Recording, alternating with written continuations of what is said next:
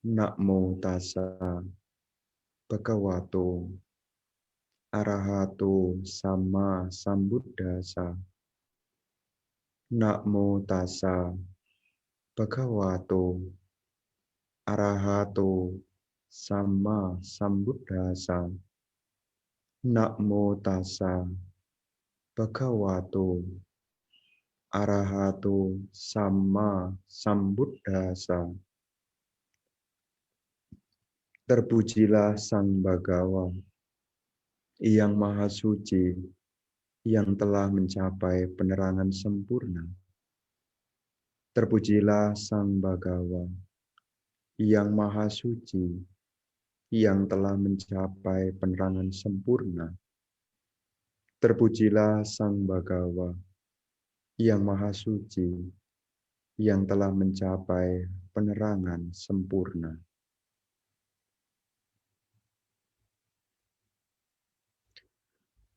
Para Romo Ramani, Bapak Ibu, Saudara-saudari sekalian, selamat sore. Terpujilah Sang Buddha, Namo Buddhaya. Pada kesempatan yang baik saat ini, kita punya satu kesempatan yang baik, yang mana kita bisa mengisi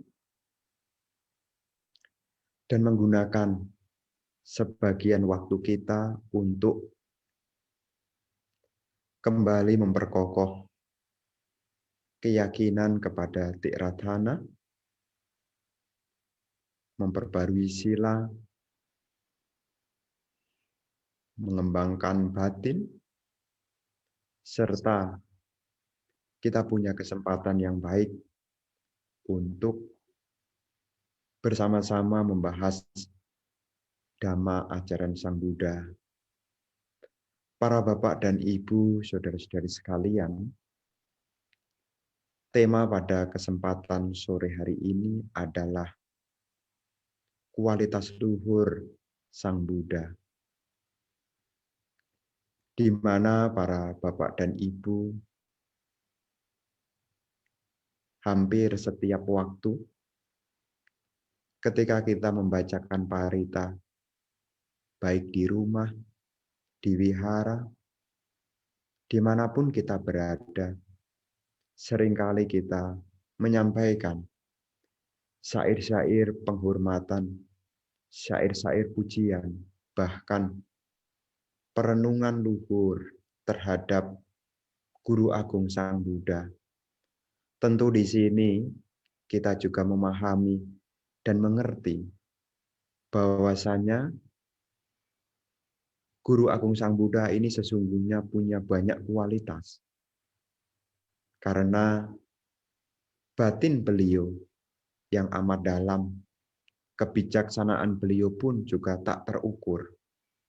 Tetapi ketika kita merujuk tentang kualitas luhur dari Guru Agung Sang Buddha yang menjadi dasar keyakinan kita kepada umat Buddha, kepada Dhamma, kepada Sangha, tidak lain merujuk kepada sifat-sifat luhur Sang Buddha.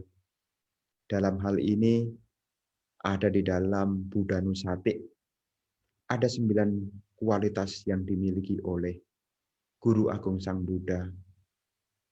Di sana kita membahas ini tidak lain supaya kita tumbuh keyakinan, tumbuh pemahaman tentang Guru Agung Sang Buddha. Karena dengan kita mengingat kualitas luhur Guru Agung Sang Buddha, di sana kita akan menjadi kokoh di dalam keyakinan. Karena kalau seseorang itu punya keyakinan, maka seseorang itu akan mau mendengar. Kalau seseorang itu punya keyakinan, maka seseorang mau belajar. Kalau seseorang itu punya keyakinan, setelah tahu, belajar, dia juga akan mempraktekkan apa yang telah didengar. Itulah keyakinan. Makanya kalau kita hanya mendengar, belajar, tetapi berhenti sampai di sana, tidak sampai mengarah kepada praktek-praktek luhur, berarti apa yang kita pelajari belum sampai di tingkat keyakinan. Tentu di sini para umat Buddha sekalian, ketika kita memberikan penghormatan baik kepada Tiratana, baik terkhusus kepada Sang Buddha, tidak lain sebagai sarana untuk menumbuhkan, merawat kita punya keyakinan. Bayangkan Bapak dan Ibu, kalau menjadi umat Buddha, tetapi sudah tidak lagi melakukan puja kepada Sang Buddha, apa yang terjadi? Kita bisa bayangkan, waktu yang kita miliki jarang sekali kita teringat tentang Sang Buddha. Apa yang terjadi? Tentu kita juga tidak mungkin mau dan sempat untuk mendengarkan Dhamma. Jadi kalau seseorang itu sudah jauh, baik secara teori maupun ritual, sudah malas untuk puja bakti, sudah malas untuk melakukan puja, ini akan menjauhkan seseorang kepada Sang Buddha, menjauhkan seseorang kepada Dhamma, dan juga mulai pudar dia punya keyakinan. Memang ada yang bertanya, kok tidak ada kewajiban, Bante? Sebagai umat Buddha, kenapa tidak ada kewajiban harus ke wihara? Perlu dimengerti dan perlu dipahami. Memang seyogianya kita harus memahami dengan bijak. Seringkali di agama tetangga, kadang-kadang kita membandingkan dengan agama tetangga. Di sana ada penekanan khusus. Kalau tidak datang melakukan peribadatan, ya akan mendapat yaitu kerugian. Kalau datang akan mendapat keberkahan. Tetapi di umat Buddha tidak pernah ada pernyataan demikian. Tetapi bukan berarti ya kita menjadi malas-malasan ya. Wong Sang Buddha aja tidak nyuruh kita ke wihara kok. Ya, jadi jangan berpikir demikian ya Bapak Ibu ya. Jadi nanti kalau ada yang memberi nasihat, baik Romo Pandita memberi nasihat, ya Bapak Ibu ikutilah puja bakti. Bapak Ibu jangan menjawab, Wong Sang Buddha tidak nyuruh kok. Nah, apalagi nanti kalau Anda sudah mulai belajar sutta, mungkin malah bertanya, di sutta mana Sang Buddha menyuruh? Waduh, ya di sini Bapak dan Ibu, kita berkeyakinan dasarnya bukan karena ketakutan. Kita berkeyakinan juga bukan karena ada sesuatu yang menjadi iming-iming. Tetapi di sini kita berkeyakinan karena dasar, yaitu kesadaran. Jadi dasarnya kita pergi berlindung kepada Buddha, Dhamma, dan Sangha. Tidak lain karena adanya kesadaran. Maka kalau kita mengupas dan mengulas apa yang ada di dalam sutta, ada nasihat yang sangat bagus sekali. Yang sederhana tetapi punya makna yang dalam. Apa? Tidak lain adalah pernyataan bahwasanya hanya di sana dikatakan hanya dua yang kuajarkan, yaitu penderitaan dan lenyapnya penderitaan. Jadi kalau kita memeluk keyakinan sebagai umat Buddha, tidak lain kita ini berkesadaran supaya kita setelah memahami penderitaan, kita terdorong untuk mengakhiri penderitaan. Inilah dasar keyakinan yang harus kita miliki. Banyak pengorbanan yang Bapak Ibu lakukan, baik berdana, menjalankan sila, meditasi. Apa yang Bapak Ibu lakukan sesungguhnya bukan hanya menambah kebajikan, tetapi punya tujuan yang tertinggi, yaitu kita punya harapan untuk mengakhiri penderitaan. Meskipun rasanya jauh dan rasanya juga tidak mungkin, tetapi segala sesuatu akan mungkin jika diawali dari keyakinan. Contoh sederhananya, kalau Bapak dan Ibu di Samarinda mau buka toko, mau buka toko, mau bikin usaha, kalau dasarnya saja tidak yakin, apakah muncul semangat? Kalau dasarnya tidak yakin, apakah tumbuh antusias? Maka di sini keyakinan tidak lain adalah sarana untuk penyemangat, sarana untuk mendorong menjadi antusias kita untuk mengakhiri penderitaan. Makanya para umat Buddha yang terkhusus di Samarinda, Wihara Mula Dharma, banyak pengorbanan yang telah diberikan, baik dana, baik sila, baik meditasi yang telah dikorbankan di dalam 24 jam waktu yang dimiliki. Mencurahkan segalanya itu tidak lain karena ada upaya untuk mengakhiri penderitaan. Bagaimana supaya kita terus bersemangat di dalam kita punya keyakinan? Tidak lain, kita harus memperkokoh kita punya keyakinan kepada Sang Buddha. Makanya kalau seseorang menjadi umat Buddha, itu diawali dengan wisudi. Bentuk pernyataan resmi, pergi berlindung. Jadi kalau seseorang menyatakan Budang Saranang Gacchami, Damang Saranang Gacchami, Sanggang Saranang Gacchami, di situ menjadi tahap awal di mana seseorang punya satu cita-cita, satu keyakinan, harapan untuk merealisasi kebebasan. Makanya kalau umat Buddha kita mendengar, ya tidak usah minta wisudi tiksarana. Ya tidak usah, yang penting kan dipraktekkan. Sering kali kita mendengar begitu, tetapi di dalam ajaran Buddha Sasana, segala sesuatu untuk pencapaian diawali dengan adanya keyakinan. Sang Buddha tidak pernah mengatakan, langsung aja praktek. Segala sesuatu diawali dari penghormatan awal. Mungkin di antara bapak dan ibu yang pernah ikut jadi samanera, bukan jadi biku, jadi samanera saja. Menjadi upasaka-upasika. Kalau membaca sutta sekalipun, di sana pun juga para siswa mulia yang berkeyakinan, mereka merangkapkan kedua tangannya, mengucapkan selain wandana, mengucapkan Budang Saranang Gacchami, Damang Saranang Gacchami, Sanggang Saranang Gacchami, sampai Tatiyampi. Kenapa? Menunjukkan ada kesungguhan hati. Jadi ketika kita pergi berlindung, bukan hanya formalitas, ada harapan. Karena seperti tadi yang saya sampaikan, hanya penderitaan dan lenyapnya penderitaan itulah yang Guru Agung babarkan. Mungkin ada topik-topik lain, tetapi itu bukan esensi dasar. Ya, jadi itu bukan esensi dasar. Yang paling dasar, apa yang Guru Agung Sang Buddha sampaikan adalah menuntun kita semua. Bagaimana?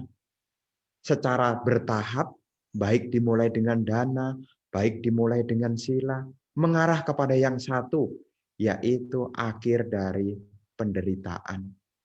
Makanya para umat Buddha dimanapun berada, baik yang di wihara maupun yang ada di rumah masing-masing, ketika mencurahkan segala hal kepada Tiratana, tidak lain karena kita punya cita-cita untuk mengakhiri penderitaan. Para bapak dan ibu, saudara-saudari sekalian, kalau kita punya keyakinan kepada Buddha, kita akan mau mendengar. Kalau kita punya keyakinan kepada Buddha, kita juga mau semakin belajar. Kalau kita semakin yakin kepada Buddha, kita juga terdorong untuk praktek. Ya, jadi di sini kalau Bapak Ibu sudah tidak lagi ada keyakinan, tidak mau mendengar. Nah, supaya kita tambah yakin, ya, supaya kita tambah yakin kepada Buddha, maka di kesempatan sore hari ini kita akan membahas tentang siapa itu Sang Buddha. Ya, jadi supaya kita tambah yakin, maka selain kita belajar tentang ya 9 kualitas Buddha, ya, tidak ada salahnya jika Bapak dan Ibu kembali membuka buku tentang riwayat hidup Buddha Gautama. Ya, jadi nanti para Bapak dan Ibu yang ada di Samarinda, ya, sisihkan waktunya sedikit demi sedikit ya untuk membaca kembali riwayat hidup Buddha Gautama. Supaya apa? Makin yakin. Nah, di sana dikatakan ada 9 kualitas yang dimiliki oleh Buddha yang dimulai dengan arahang. Ya, jadi 9 kualitas Buddha itu dimulai dengan arahang. Jadi 9 kualitas itu dimulai dengan arahang, kemudian sama sambuddho, wijacarana sampano, sugato, lokawidu, anutaro purisa dhamma sarati, sata dewa manusanang, buddho bagawa. Ada 9. Jadi ada 9 yang dimulai dari arahang. Apa itu arahang? Arahang ini adalah beliau adalah yang maha suci. Namanya arahang ini dari arahata, pencapaian arahanta. Ya. Kita pernah mendengar apa itu arahat? Mungkin dengan sederhana kita mengatakan itu pencapaian tertinggi. Tetapi dari akar katanya, arahat dari asal kata ari dan hata. Jadi arahat itu dari asal ari dan hata. Ari itu artinya membunuh. Ari itu artinya musuh ya. Ari itu artinya musuh. Hata itu artinya membunuh. Jadi arahat artinya adalah seseorang yang telah membunuh keserakahan, kebencian, dan kegelapan batin. Jadi orang yang telah mengalahkan, membunuh loba, dosa, moha. Nah, jadi di sini istilah arahat ini artinya orang yang telah mengalahkan musuh. Jadi arahat ini artinya orang yang telah mengalahkan musuh. Jadi musuhnya ini ada dalam diri, ya, ada dalam diri kita, terkhusus di dalam batin kita. Musuh-musuh bukan terletak di jasmani kita ini. Karena jasmani yang kita lakukan, gerak dari jasmani, baik maupun buruk, bergantung dari batin kita. Demikian pula musuh yang tersembunyi, yang tidak kelihatan, yang setiap saat mengganggu kita, tidak lain ada di dalam batin kita. Makanya kalau kita belajar Dhamma ini, kita melihat ke dalam. Karena musuh kita ada di dalam diri kita. Yaitu keserakahan, kebencian, dan kebodohan batin. Ada di dalam diri kita. Jadi kalau Bapak dan Ibu, saudara-saudari sekalian, nanti ini diingat nih. Ya, nanti ini diingat-ingat nih. Kalau belajar Dhamma, jadi Dhamma itu dijadikan untuk menaklukkan musuh yang di dalam. Ya, jadi bukan menaklukkan orang lain yang di luar. Ya, seringkali kita menggunakan Dhamma untuk menaklukkan orang yang ada di luar. Ini di luar ya. Itu bukan yang dimau oleh Sang Buddha. Ya, seringkali umat Buddha pernah saya mendengar begini nih. Ya, ini bukan bicarakan orang loh ya. Ini jadi jangan sampai tersinggung loh ya. Ya, ini bukan bicarakan orang. Seringkali saking jengkelnya orang sama orang mengatakan begini. Itu loh Bante, dia loh Bante. Itu sudah ikut meditasi sana sini. Tapi perilakunya Bante, amit-amit dah. Ya diingat loh ya. Dhamma itu untuk menaklukkan musuh di dalam. Ya. Jadi jangan sampai para umat Buddha menjadikan Dhamma untuk menyerang orang lain. Karena kualitas luhur dari Sang Buddha itu adalah arahang. Arahang artinya orang yang menaklukkan musuh. Maka ketika kita menyampaikan Budang Saranang Gacchami, aku berlindung kepada Buddha, di sana sebetulnya mendorong kita untuk kita mau praktek Dhamma yang mengarah kepada mengalahkan keserakahan, mengalahkan kebencian, dan juga mengalahkan kebodohan batin. Jadi Dhamma yang kita pelajari ini Bapak Ibu, bawa ke dalam. Jadi untuk membersihkan diri sendiri ya, bukan untuk menyerang orang lain. Arahang, artinya orang yang telah menaklukkan atau orang yang telah mengalahkan musuh. Musuhnya adalah keserakahan, kebencian, dan juga kegelapan batin yang ada di dalam diri kita. Makanya arahang ini kalau kita membaca di dalam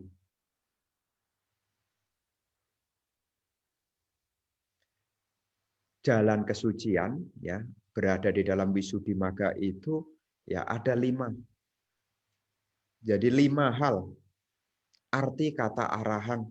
Jadi yang pertama tadi menghancurkan musuh, yang kedua adalah arahang ini adalah yang patut menempatkan, yang patut mendapatkan persembahan dari para dewa dan manusia. Makanya di mana-mana keberadaan seorang arahat pasti mendapat penghargaan, mendapat persembahan dari para dewa dan juga manusia. Makanya tidak hanya Sang Buddha saja yang memperoleh persembahan, para siswa mulia, terkhusus yang telah mencapai tingkat arahat seperti Bante Moggallana, Bante Sariputta, Bante Anuruddha. Beliau memperoleh persembahan, penghormatan, bukan hanya dari manusia. Para dewa pun juga memuji. Kenapa?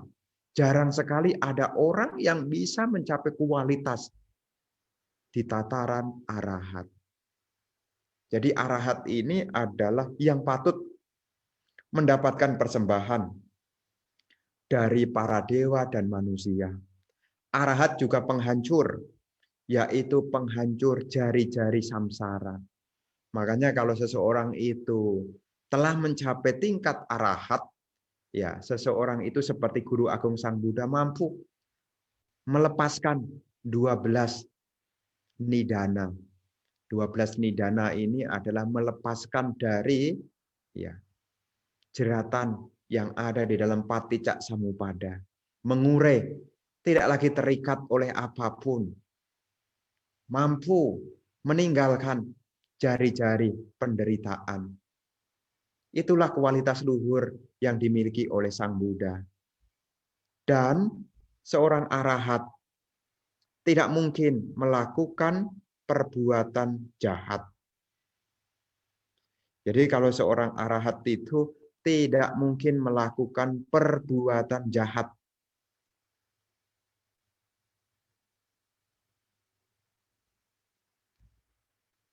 Dan tidak ada perbuatan jahat bahkan yang disembunyikannya. Jadi kalau orang sudah mencapai arahat seperti Guru Agung Sang Buddha, tidak ada sesuatu yang disembunyikan. Jadi orang yang telah memenangkan tidak akan mungkin melakukan kejahatan dan tidak mungkin menyembunyikan perbuatan jahat. Makanya ya mencapai tingkat arahat. Makanya kalau sebutan ada lain ya, yaitu pencapaian Sotapanna. Sotapanna saja, meskipun masih melakukan kesalahan, tidak mungkin kesalahannya disembunyikan. Apalagi seorang arahat. Jadi seorang arahat ini seperti Sang Buddha, ya, kesamaan Sang Buddha dengan para siswa yang lainnya. Makanya ada istilahnya ya, sama-sama mencapai. Para Arya, siswa Arya mencapai arahata. Guru Agung Sang Buddha juga mencapai arahata. Jadi orang yang telah mengalahkan musuh itulah arahat. Ini kualitas yang dimiliki oleh Sang Buddha yang pertama. Jadi bukan orang sembarangan ya. Sang Buddha bukan orang sembarangan yang masih sama seperti kita. Jauh. Ya, jauh. Mungkin secara fisik tampaknya mirip, tetapi tidak. Karena dari apa yang beliau miliki tidak bisa disamakan dengan manusia biasa. Bahkan kalau kita membaca di dalam Lakhana Sutta, sehubungan dengan tanda-tanda fisiknya, beliau ini manusia besar. Punya 32 tanda keagungan. Jadi bukan orang biasa. Ya, jadi bukan orang biasa. Secara fisik tidak sama seperti kita pada umumnya. Karena dikatakan di sana seperti apa yang kita yakini. Memiliki 32 tanda Mahapurisa, manusia besar. Jadi yang pertama, kualitas yang dimiliki oleh seorang Buddha adalah arahan. Yang kedua, sama sambuddho. Sama sambuddho adalah mencapai kesucian dengan usaha sendiri dan mampu membabarkan ajaran, yaitu Sama Sambudo. Beliau mampu membabarkan dhamma. Seperti kita umat Buddha pernah mendengar ada 3 jenis Buddha. Ada Paceka Buddha, ada Sawaka Buddha, dan juga ada Sama Sambuddha. Nah, Sawaka Buddha, ya, kalau Sawaka Buddha itu artinya orang yang mencapai pencerahan, mencapai arahata setelah mendengarkan, setelah mengikuti petunjuk dari Sama Sambuddha. Kalau Paceka Buddha mencapai pencerahan dengan usaha sendiri, tetapi beliau tidak mengajarkan dhamma. Artinya tidak mengajarkan dhamma bagaimana? Tidak bisa membawa seseorang menuju akhir penderitaan. Nah, kalau seandainya Bante, seandainya ada Paceka Buddha bisa membimbing seseorang mencapai akhir penderitaan, Bante, ya sebutannya bukan Paceka Buddha, sebutannya Sama Sambuddha. Jadi Sama Sambuddha itu adalah orang yang mencapai pencerahan dengan usaha sendiri dan mampu membabarkan dhamma. Seperti yang kita ketahui dalam riwayat hidup Buddha Gautama. Seperti tadi di awal, ada waktu, ada kesempatan, Bapak Ibu yang ada di rumah maupun yang ada di wihara, penting sekali untuk kembali menyimak, yaitu buku riwayat hidup Buddha Gautama, supaya makin muncul sadar. Jadi kalau nanti berbicara riwayat hidup Buddha Gautama itu bukan hanya kurikulum sekolah loh ya. Oh itu materi sekolah minggu Bante? Ya bukan. Bukan hanya materi sekolah minggu, tetapi ketika kita belajar membaca kembali tentang riwayat hidup Buddha Gautama, kita tahu Sama Sambuddhanya di mana. Beliau mampu mencapai pencerahan dengan usaha sendiri dan membabarkan dhamma. Seperti yang kita ketahui juga, beliau mencapai pencerahan itu dengan usaha sendiri.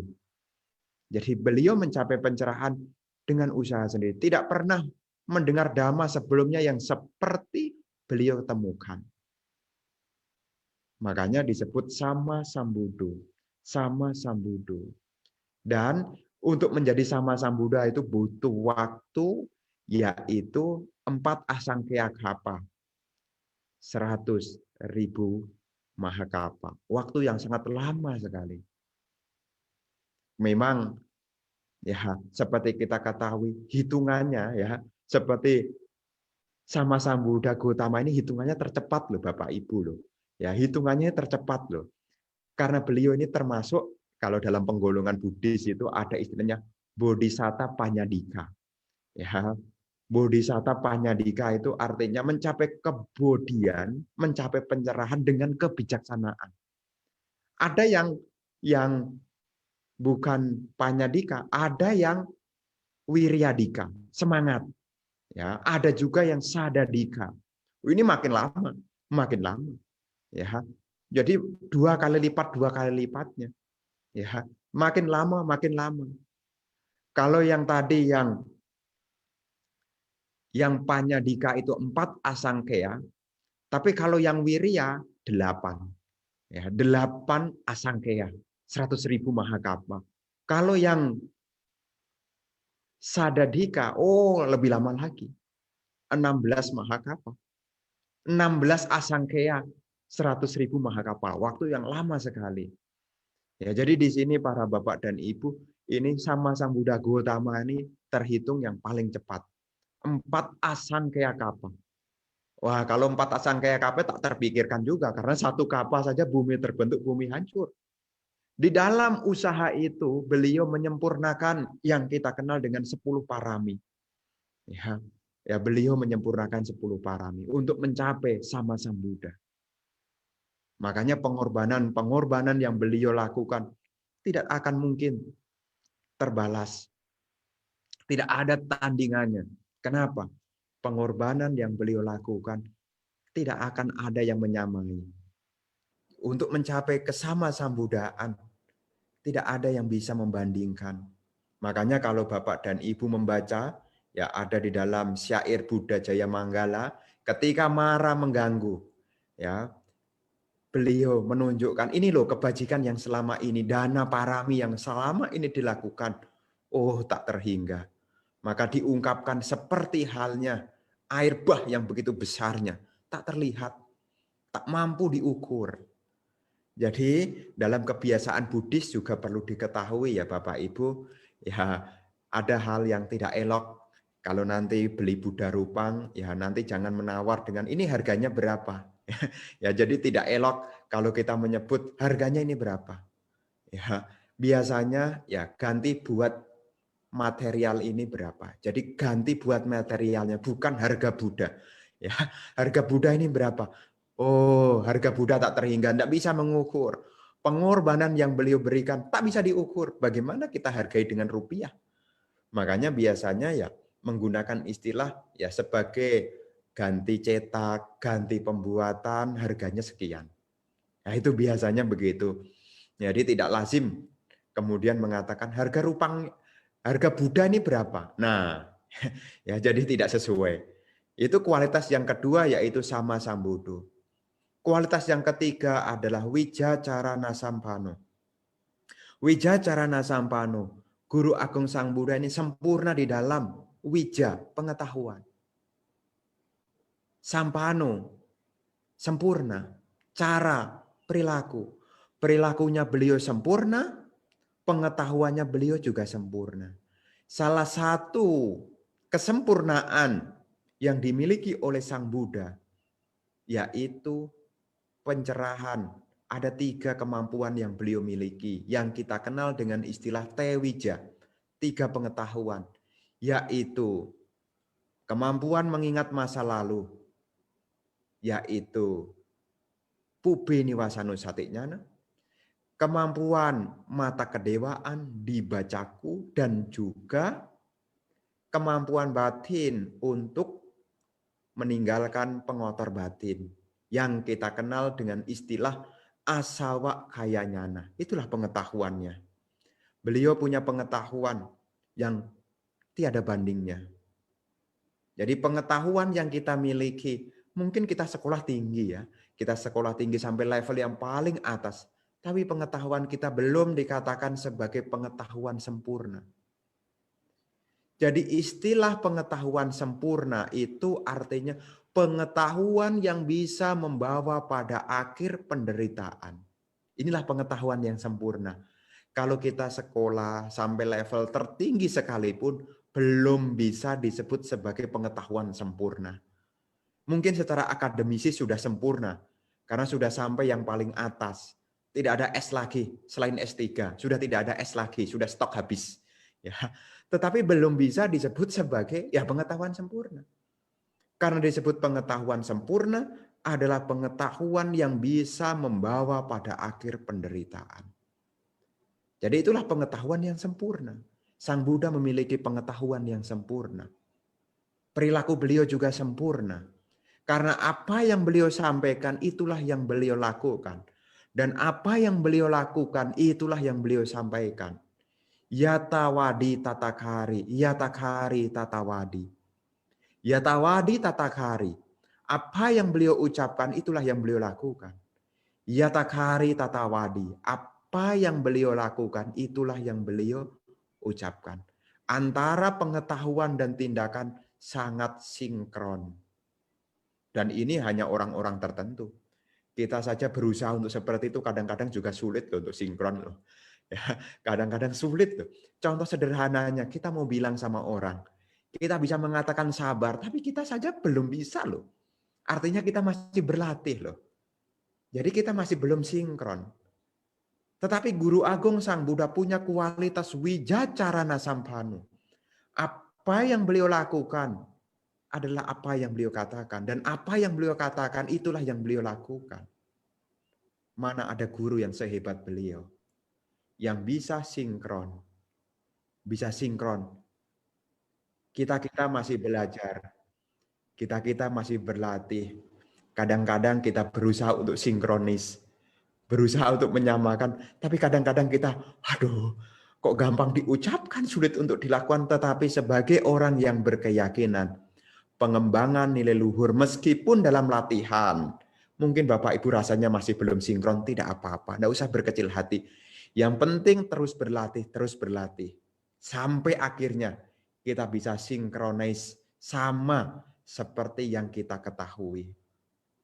Jadi yang ketiga, kita tahu, oh Sang Buddha ini adalah sempurna di dalam pengetahuan dan tindak tanduknya. Dan yang keempat, yaitu Sugato. Sugato artinya menempuh jalan. Menempuh jalan ke Nibbana. Artinya apa? Apa yang beliau lakukan adalah menuju kepada kesempurnaan. Jadi apa yang beliau lakukan ini menuju kesempurnaan. Sugato, itulah kualitas yang keempat. Yaitu menempuh jalan. Menempuh jalan menuju Nibbana. Jadi seorang Buddha muncul di dunia. Selain membabarkan dhamma karena kasih sayang beliau, tujuan beliau tentu tidak lain juga menempuh jalan ke Nibbana. Setelah tahu jalannya, beliau membabarkan kepada kita. Itulah kualitas luhur dari sama-sama Buddha. Guru agung kita, Buddha Gautama. Kualitas yang keempat adalah Sugato. Yang keenam, yang kelima dulu. Ya, yang kelima, yaitu Lokawidu. Lokawidu itu artinya apa? Pengetahui segenap alam. Ya, meskipun disampaikan di sana, beliau tahu tentang ada 3 jenis alam. Yang pertama adalah Sangkara Loka. Apa itu? Alam yang ada di dalam diri kita, yang terbuat dari elemen-elemen dasar pembentuk yang kita kenal dengan pancakanda. Beliau mengetahui ini juga loka loh. Dunia juga loh. Tapi istilahnya adalah Sangkara Loka. Ini juga dunia. Jasmani yang kita miliki, batin yang kita miliki, ini juga disebut dunia. Istilahnya adalah Sangkara Loka. Kalau 31 alam kehidupan, ini artinya Sataloka. Dunia para makhluk, Sataloka. Kalau seluruh alam semesta disebut dengan Okasaloka. Dari pengetahuan beliau mengetahui mau dimanapun kita berada, kondisinya selalu tertekan. Di mana kita berada, kondisinya ada tekanan. Kenapa ada tekanan?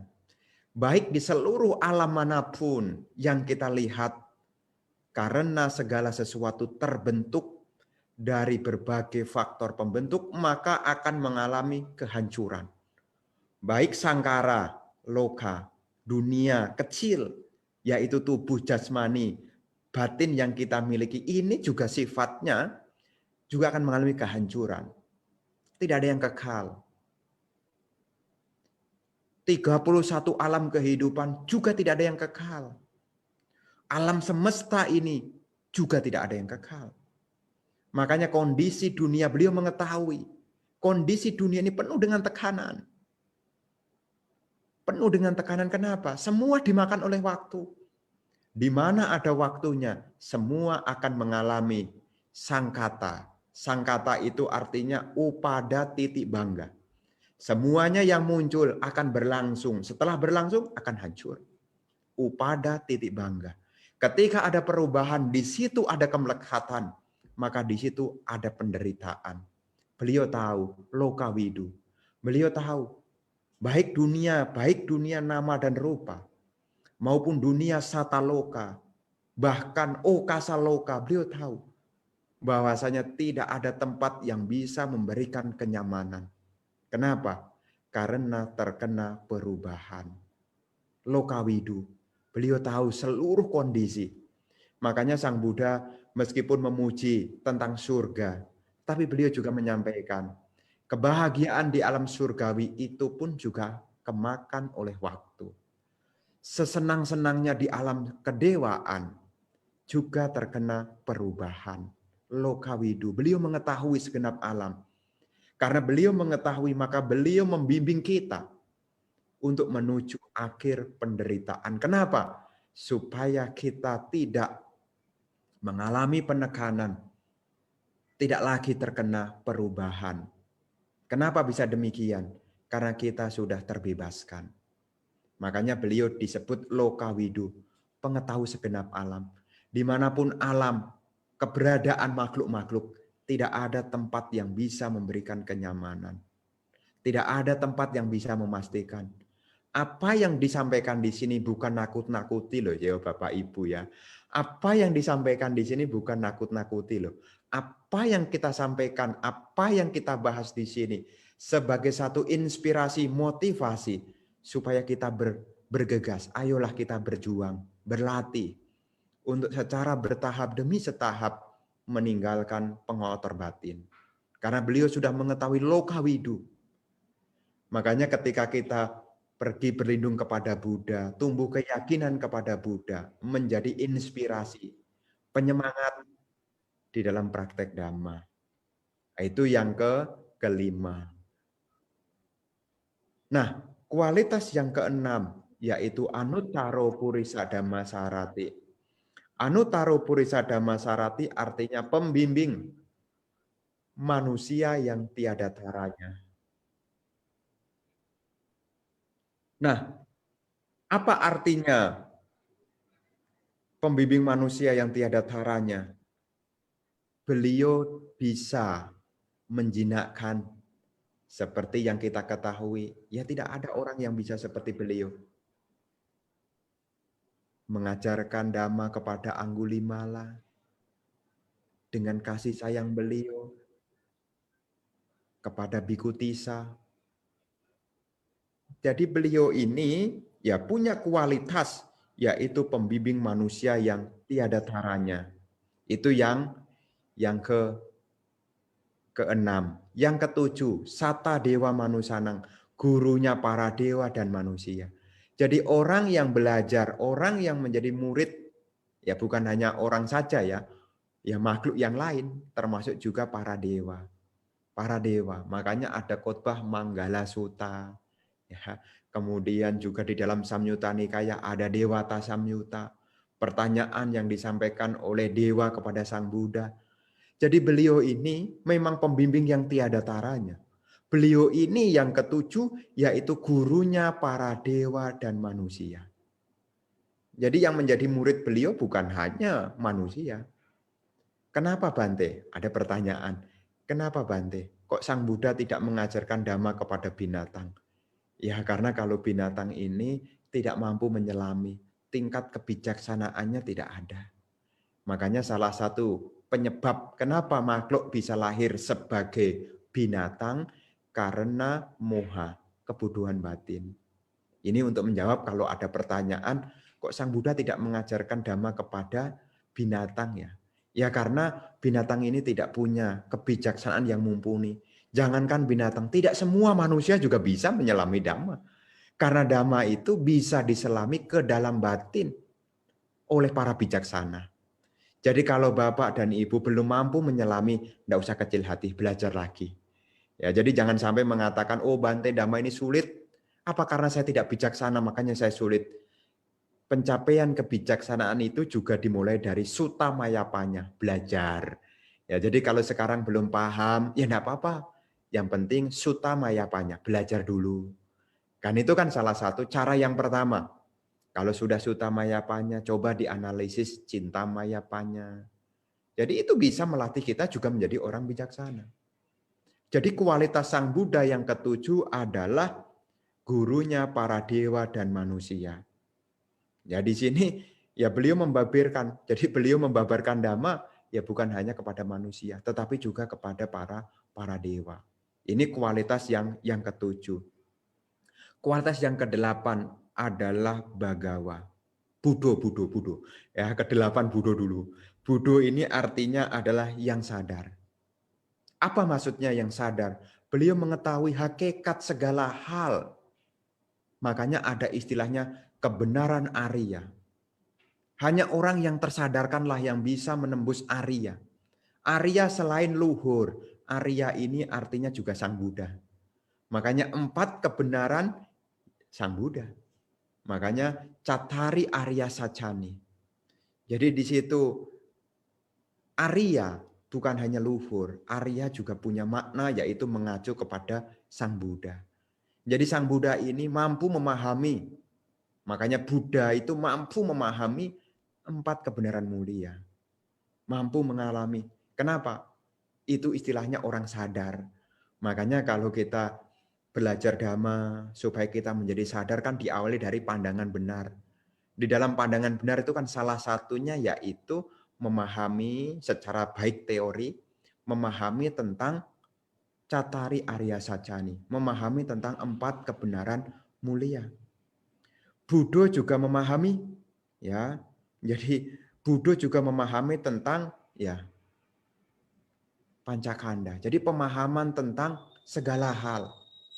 Segala hal. Makanya beliau disebut sebagai Buddha. Buddha artinya yang sadar. Yang sadar.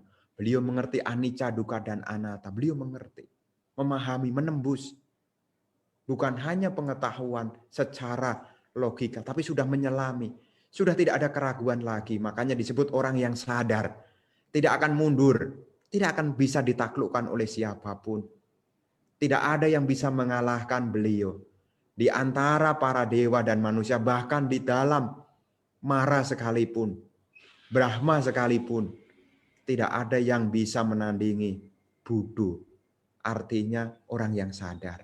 Ini kualitas yang dimiliki oleh Sang Buddha yang ke-8. Dan yang ke-9 adalah Bhagawa. Bhagawa ini artinya adalah orang yang terberkahi.